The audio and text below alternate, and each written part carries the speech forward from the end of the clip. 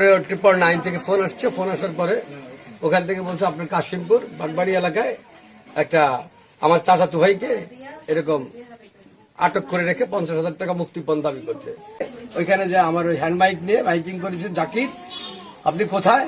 আমরা police, help করতে আসছি। পুলিশের গাড়িও তো আছে, হেল্প করতে আসছে, আপনার কোনো ভয় নেই, আমরা আছি।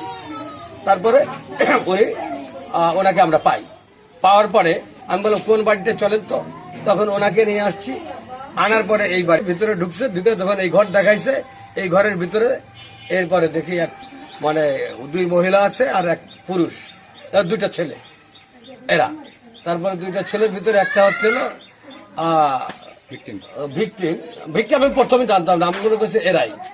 তারপরে যে ভিকটিম, হ্যাঁ, এরপরে আর হচ্ছে আর এক অপহরণকারী। এরা কি আপনি স্পটে পেয়েছেন?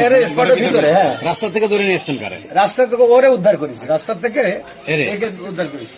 এর নাম হচ্ছে জাকির, একে উদ্ধার করেছি। ওর সাথে আমার কিন্তু শেয়ার করা হচ্ছে। ওরা যখন বলেছে কোন রুমে, তখন আমার ড্রাইভার আমার সাথে ভিতরে ঢুকছি, ঢুকে ও বলে দিচ্ছে এই রুমে।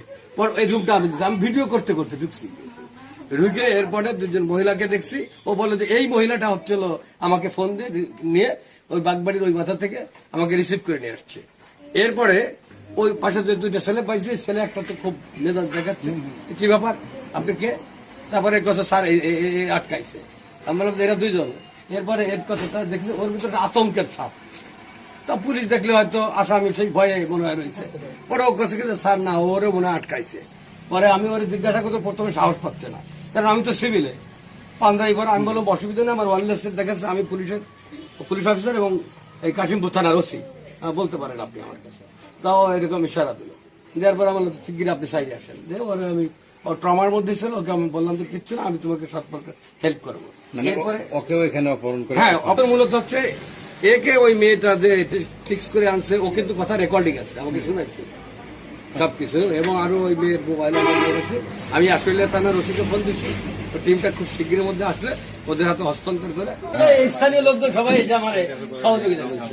আপনাদের অনেক ধন্যবাদ। এই মেয়েটা এই ছেলে দুটাকে এখানে নিয়ে এসেছে।